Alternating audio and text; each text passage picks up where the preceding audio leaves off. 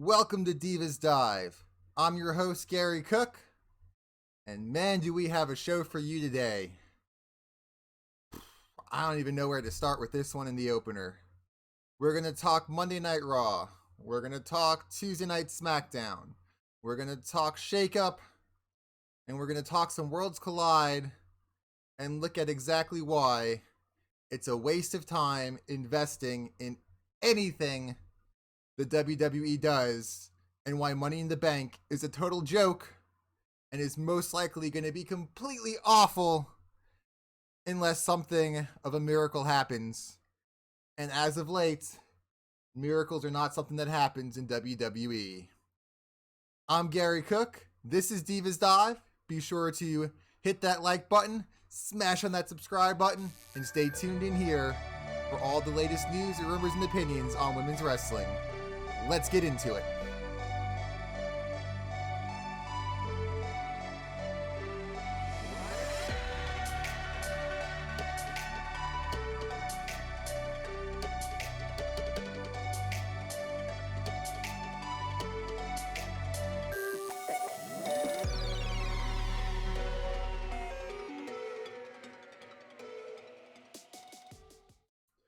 All right, guys, let's talk about main roster. I'd rather not. Honestly, I don't even want to watch Raw and SmackDown after this week. It was that bad. There is zero urgency for Money in the Bank. There is zero importance on Money in the Bank, and it all just seems like a waste of time. On Raw, it felt like they just picked the names out of a hat and tossed those four women into the match. On SmackDown, we got Bayley because she lost the number one contendership, I guess. So she got put in the match. We got Mandy Rose and Sonya, who were told they had to pick between themselves, which makes absolutely no sense. Why would you have to pick? Why would you leave it to the tag team partners to pick which one goes in and which one doesn't? That makes no sense. And then they just randomly announced Ember Moon and Carmella, and no reason was given why they're there. On Raw, we got a dumpster fire of a match between Alexa Bliss and Naomi. It was a complete joke. The entire premise of the match was Naomi wins because Alexa didn't have her ring gear on and her shoes wouldn't stay tied and she could barely stand up in the socks or stockings that she was wearing in the ring, basically making Naomi look like she can only win a match if her opponent is so hampered that she has no way of competing against her, because even with the disadvantage of barely being able to stand up, barely being able to wrestle, Alexa still almost won the match a couple times. So we can basically assume Naomi's a joke, and that's all she is to the WWE, because that's all she was presented as in this match. On SmackDown, we got Bayley versus Becky. I mean, it was a good match. It wasn't a great match. Charlotte versus Becky the week before was way above what this was. There was nothing great, nothing spectacular to write home about. It wasn't as bad as the Becky Alicia Fox match, but it wasn't as good as the Charlotte Bayley match. Since Becky won the belts, we have not seen an amazing match from her. She has either done awful or she's done forgettable. The Bayley Becky match is forgettable. It wasn't bad. It wasn't good. It was just there. It was a solid opening match on any card, and that's all it was. It never rose above a quality opening match. And everything else Becky has done since being champion hasn't risen above opening match either. Her Ruby match was just a squash where they fed Ruby to her as if she was Ronda Rousey. Her Alicia Fox match was awful, worthy of negative stars. And so, I mean, it is what it is. I don't think holding two belts is good for Becky. I don't think being on both shows is good for Becky. She hasn't found her groove. She hasn't been able to put on good matches. She's just putting in a bunch of work, but it's just spinning her wheels in the mud as she's not advancing anywhere. The fans are still very much behind her. I still want to be behind her, but her match quality has not made me excited to see her come out. She's back to cutting promos about Ronda. She has a Baron Corbin-like entrance now where they announce every achievement she's ever done in her life, which is just pathetic sounding. There's no women's revolution. I mean, that's dead in the water. This is just, it gets worse every week. So there wasn't really any matches to write home about. The tag team match we got for Asuka and Kairi Sane was a joke. They brought in some OVW talent in a squash match to put them over. But really, who cares? They're not being treated like a real tag team.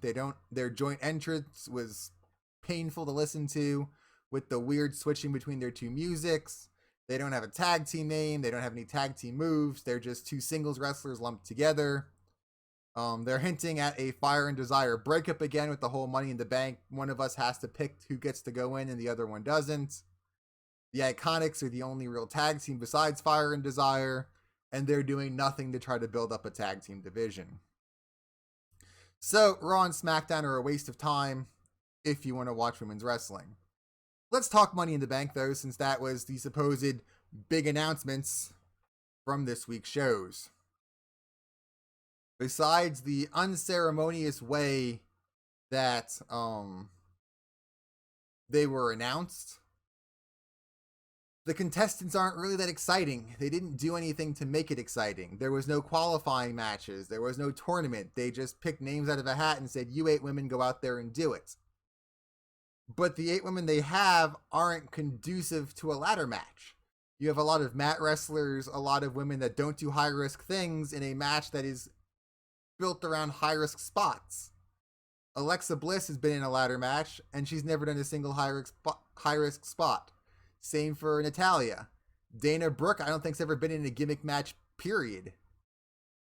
So, it's just, Carmella's only ladder match was when freaking Ellsworth got her the briefcase, which was a joke.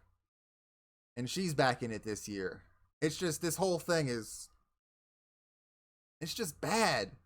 Nothing about this week was good. I mean, I should be upset, but it's all so bad that I just don't care anymore. I don't care enough to get on here and get upset and rant and rave about how awful it all is. It's just crap on top of crap on top of crap. And it just steadily just keeps going down, down, down, down every time they come out. And I don't care anymore. I just start counting down the time until I get to watch NXT or I get to watch Impact or an indie show. Like, Monday through Tuesday is just, all right, let's get the low tier stuff done so I can go watch some indie fed from the middle of nowhere in St. Louis that I've never heard of before and get excited over the matches there. Like, that's literally how my weeks are going. Like, I watched Monday, Tuesday, and I'm now going, all right, we got the crap out of the way. Friday, I had Impact Wrestling to watch. Friday, I'm seeing the Making Towns Classic in Chattanooga for that tournament. I'm excited for both of those. And I know both of those are going to be better shows than anything WWE put out the first half of this week. There was no women's matches in NXT, so there was nothing exciting there for me to watch this week. That was just wrestling for the sake of wrestling enjoyment. There was a decent Battle Royal at Worlds Collide, but a Battle Royal is still... How exciting is that? It was just the NXT version of the WrestleMania Battle Royal with different names attached to it. But I don't care, and the WWE isn't giving me a reason to care. And I know some people are getting excited about seeing some of their favorites in this Money in the Bank match, but they don't deserve to be there. If you're telling me the winner of this match is essentially the number one contender to one of the top women's titles in the company, then the 8 women going for this should be the 2 through 9 of your women's division. You should have your champion from SmackDown, and then the top 4 women under her, your champion from Raw, and the top 4 women under her. So you should be getting your top 4 women after the champion from each show in this match. That would make sense. That's the sports side of sports entertainment, is the competitors should be competitive for the belt they're going after. And that's not what we have here. We did the math. We sat down and we tallied up how many singles matches each of these women fought, how many of them that they won. We did not include house shows, and we did not include dark matches. So the numbers we're going to go through, account for main event, Raw, SmackDown, pay-per-views, and any network specials they did, Worlds Collide, NXT, anything like that they appeared on. We went back to the beginning of May from 2018 and went to current week, live as of SmackDown this week. And we did the tallies and we ran the numbers. Of those 8 women, only 2 of them have a winning percentage that's over 60%. Only 3 of them have a winning percentage over 40%. And 2 of them have a sub 40% winning percentage, which is ridiculous. There's no reason that the women that you're saying these are the 8 best women between 2 shows, and we believe any one of these 8 women are worthy to challenge for the championship, and only 2 of them have won more than 50% of their matches. This is like saying, hey, we know it's the Super Bowl, and we know you want to see these, and we know that you're going to face off against the New England Patriots, so let's go here and get this 0-16 team and put them in the Super Bowl because we like them. No, that's not how it works. Nobody wants to see the 0-16 team face off against the New England Patriots. Nobody wants you to say, oh, I really love this team and I want them to make it to the Super Bowl. Just because you want them there doesn't mean they deserve to be there. Just because they've been in the company for X number of years doesn't mean they deserve a title shot. I see all these things of, oh, Tamina should be in Money in the Bank because she's been here for 10 years or something like that. Tamina hasn't done jack to deserve a title shot. She hasn't shown an ounce of personality. She hasn't shown an ounce of competitiveness in the ring that is worthy to hold a title. She's not championship material. And of these 8 women, they have not been displayed as championship material in the past year. So why are they in this match? Why are they not building these women up to make us care? If we go back and look at them, outside of personality being thrown out the window and looking at it purely as how the WWE has presented them as competitors in the sports part of their show, only 2 of them deserve potentially to be in this match. So why do I care? What reason do I have to care about any of these women for the most part? So let's look at the numbers. We will start at the bottom and, well, actually, we'll start at the bottom and work our way up. So the worst woman in Money in the Bank is Naomi. Over the past year, from May 1st, 2018, up until May 1st, 2019, exactly a year, she has been in 13 singles matches that have been televised. Of those 13 matches, she's only won 4, giving her a 30% win rate. She's won 4 matches, and you're telling me she deserves a shot at Becky Lynch or whoever holds the Raw title coming out of Money in the Bank with 4 wins. She has shown up for 13 matches, only won 4 times, 30% win percentage. And you're telling me she's one of the best in the company, that she deserves to be in this match because she's won 4 matches in a year. That's not good, considering that some of these women have shown up on TV less time and won more matches. You have more chances. Sure, you have the chance to lose more, but if you're really one of the top 8, you should be winning matches. You should be seen as a winner, not a loser. When Naomi comes out, I don't go, oh, this is going to be a competitive match. I go, oh, she's probably going to eat the pinfall because that's all she ever does. She doesn't belong in this match, not because she's not good in the ring, but because she hasn't been presented as a winner. And if you're saying to me, this is the 4 best women after our champion, and you're telling me that one of them has only won 4 matches in a year, that's not screaming one of the best to me. Either the women's division is crap, or you just picked her at random. And in this case, it's a little bit of both. You just kind of picked at random and your women's division is crap, because you're booking it as crap. If you want me to care, having Naomi beat Alexa Bliss when Alexa Bliss is wearing socks in a wrestling ring does not amount to me thinking she deserves a spot. Because she doesn't. She hasn't done anything. She hasn't proven herself in the past year. You don't get to be a champion and just automatically say, well, she's a former champion, so she deserves a spot. No. Champions fall off. Champions get old. Champions go on losing streaks. Just because you're a former champion doesn't suddenly make you competitive anymore. Look at the past. Just because people have been champions doesn't mean they get to walk back in and be seen as a legitimate threat. Hulk Hogan versus Brock Lesnar wouldn't make sense. Hulk Hogan was a former champion, so you're telling me he can just walk back in and get thrown in the ring with Brock Lesnar at WrestleMania 35 and you'd be okay with it because he's Hulk Hogan. He's had championship runs before. No, he's moved past. He's moved to the back of the line. Wrestling has moved past him. The competitors have moved past him. We would all be outraged if Hulk Hogan got put in a Money in the Bank match just because he was a former champion. Naomi has done nothing to deserve this spot. She has done nothing. She has been presented in a way that doesn't put her in a light that means we need to care about her. She is there to eat pinfalls and nothing else. That is what the WWE has told us about her, is when Naomi comes out, assume she's losing because that's what she's going to do most of the time. And that's what she does. So why does she matter?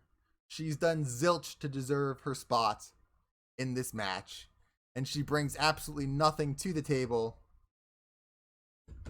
over the past year that makes me think she belongs. It's just, oh. We're not idiots, WWE. We pay attention. We look at things. We understand who's supposed to be viewed as a winner, who's supposed to be viewed as a loser. And when you stack your match with a bunch of people you've told us are losers, it doesn't make us really feel like we should care. Next up on the list, Carmella. Now, a note with Carmella is during the year span that we looked at, she was the SmackDown Women's Champion for part of this. So you would think as the champion, she should be sitting much higher than second worst of the 8 women. In this span of a year, she only had 9 matches. Of those 9 matches, she only won 3 of them, giving her a 33% win chance. Why do we care about Carmella? Carmella is literally R-Truth's valet. She has done nothing that matters at all.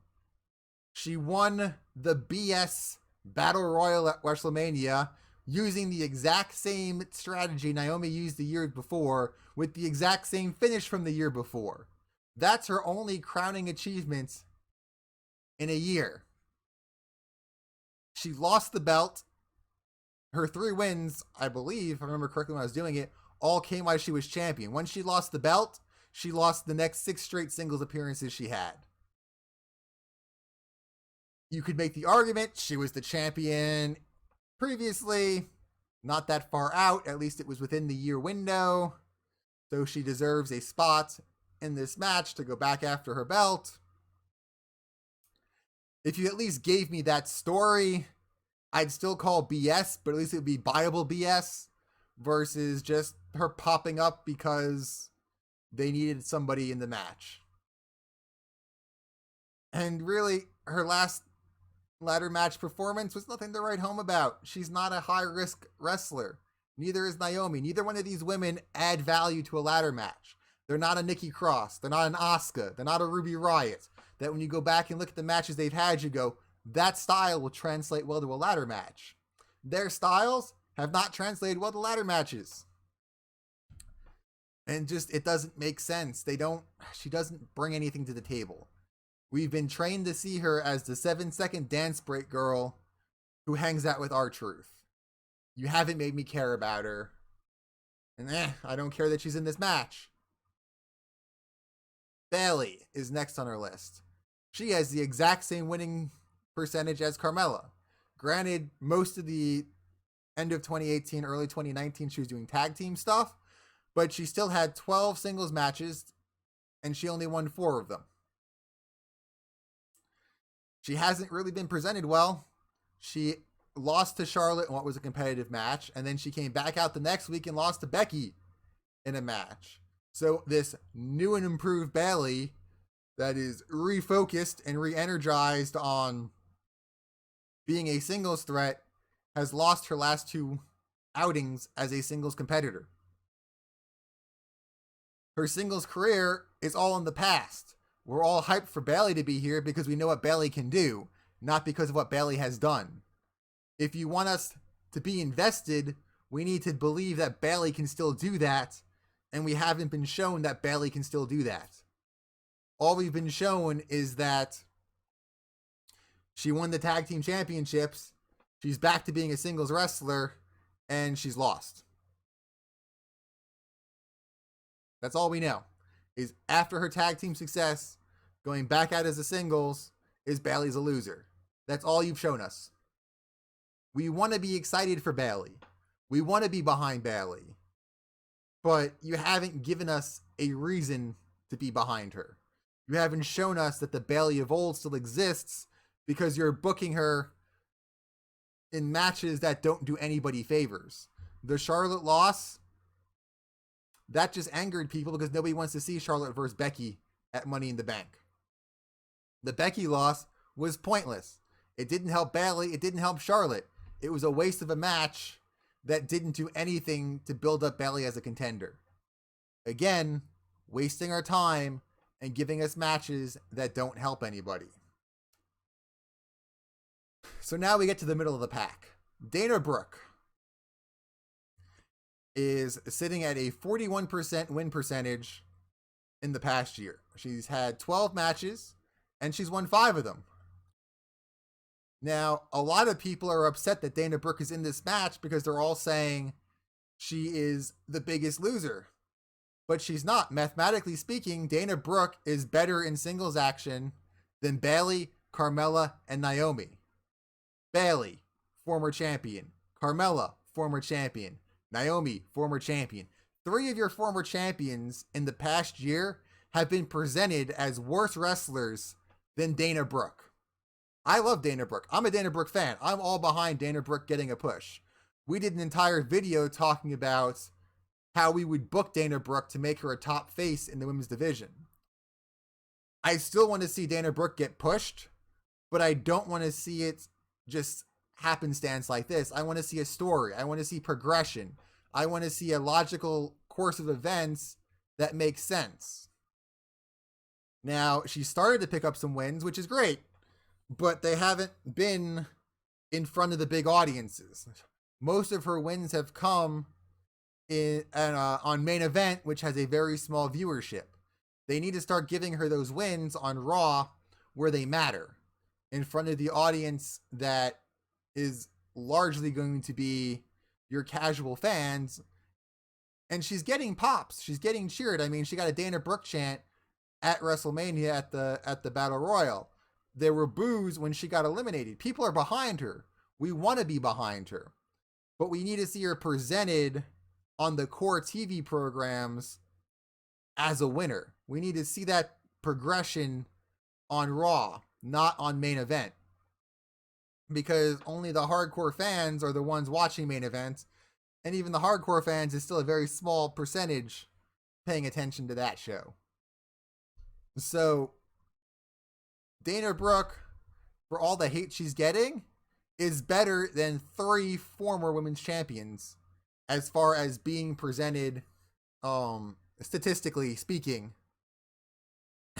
amongst the Money in the Bank's competitors. Next on the list is Mandy Rose, who again has spent most of her 2018, early 2019 as part of Fire and Desire, doing the tag team bit to try to get those belts off the ground. But as a singles competitor, she has had 9 matches, and she has won 4 of them, giving her a 44% winning percentage.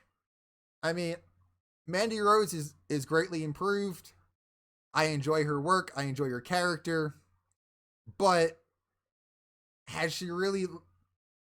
Of the ones on this list, she probably has the best argument for being in this match, in that she holds a win over Asuka, who was the previous SmackDown champion.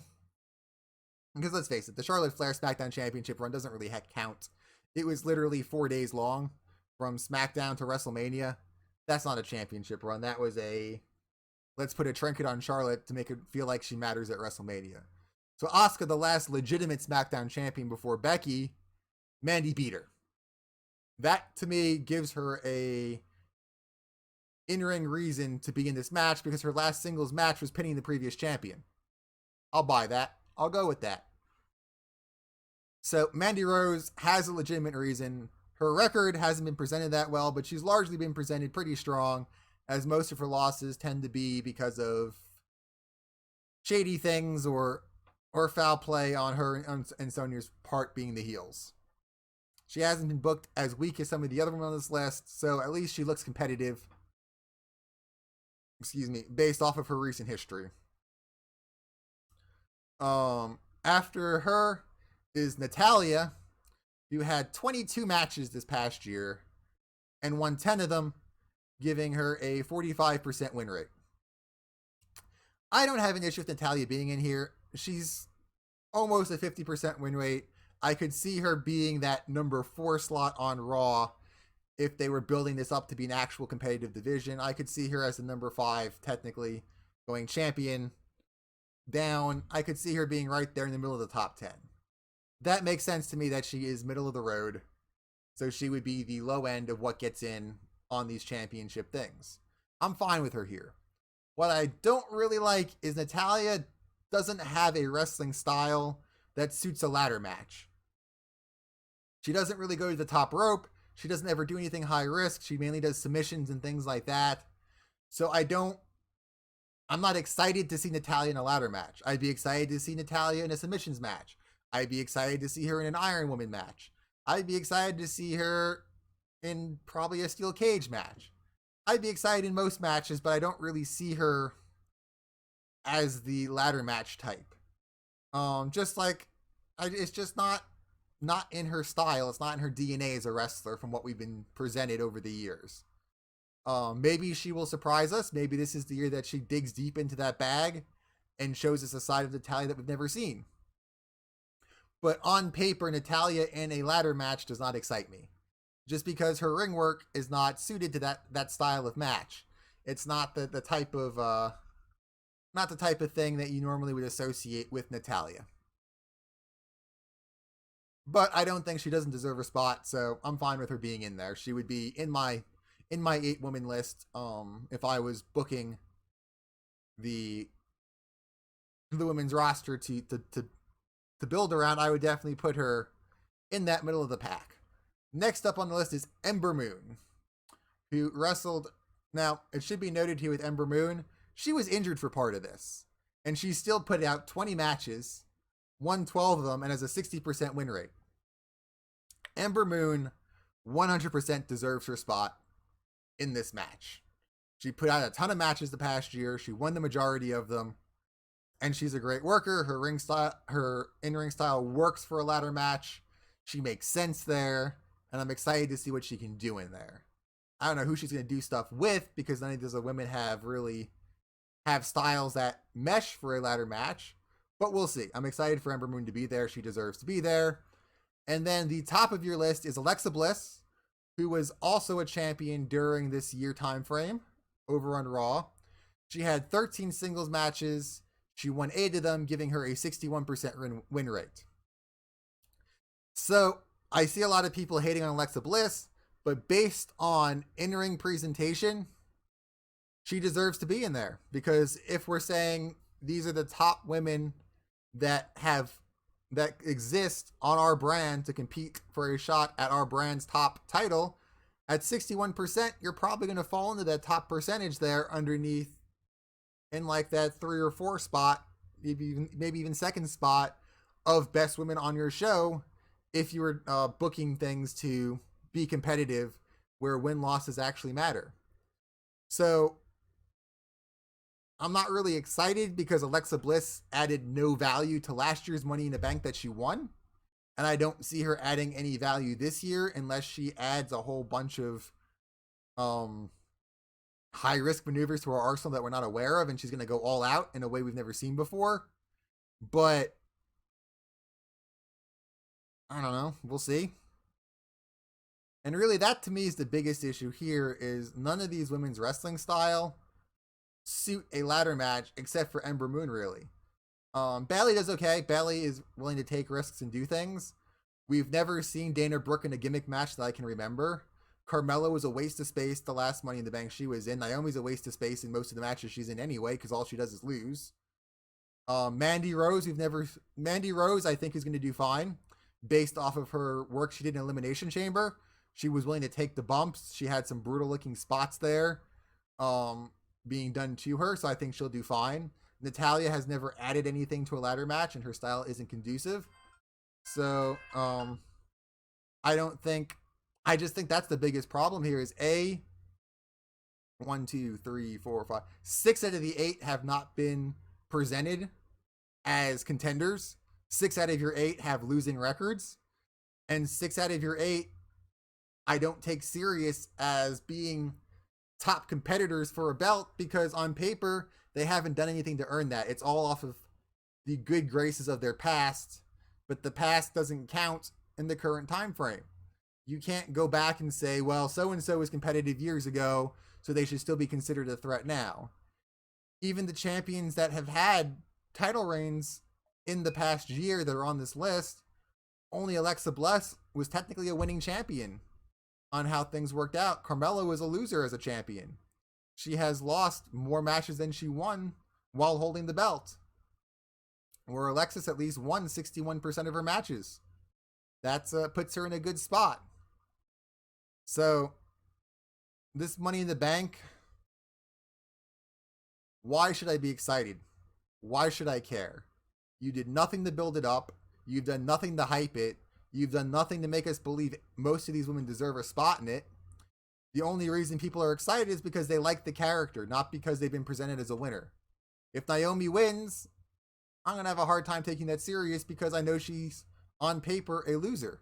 If Carmella wins, same difference. On paper, she's a loser. When we see her come out to the ring, we don't expect her to win. We don't expect her to do well because she's not being presented that way.